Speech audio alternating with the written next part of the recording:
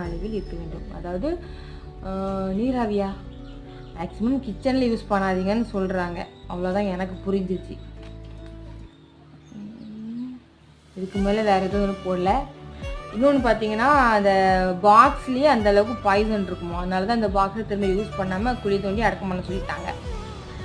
இல்லை நீங்கள் அதை தீ வச்சு கூட கொளுத்திடலாம். அது எனக்கு தெரிஞ்சு பெட்ரு. நீங்கள் புதைச்சி வச்சிங்கன்னா அது எவ்வளோ சீக்கிரம் மக்குமோ நம்மளுக்கு எப்படி தெரியும். அந்த சாதாரண பேப்பராக உள்ள மேலே பிளாஸ்டிக்லாம் போட்டுருக்காங்க. இன்னும் நீங்கள் வெளியே போடுறதுனால இப்போல்லாம் ஆடு மாடுங்க புல் திங்கிறதோட பேப்பர் தான் நிறையா திங்குது. பேப்பர் அட்டை தான் நிறையா திங்குது. அதுங்க வயலை மாட்டுச்சுன்னா அதுவும் பாவம் இல்லையா.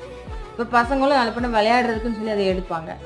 ஸோ அதெல்லாம் நம்ம அவாய்ட் பண்ணிடணும். ஓகேவா? அதுக்காக இதெல்லாம் நீங்கள் ஃபாலோ பண்ணுங்கள். எனக்கு தெரிஞ்சு நான் ஸ்கூல் படிக்கும்போது எங்கள் டீச்சர் சொல்லியிருக்காங்க, ஒரு கொசுவர்த்தி சுருள் 10 சிகரெட்டுக்கு சமம் அப்படின்னு சொல்லியிருக்காங்க. அப்போது ஒரு கொசுவர்த்தி நம்ம கொளுத்தி வைக்கிறோன்னா அந்த வீட்டில் எல்லாருமே 10 சிகரெட் குடிக்கிறோம் அப்படிங்கிறதுக்கான சமங்கிற மாதிரி எங்கள்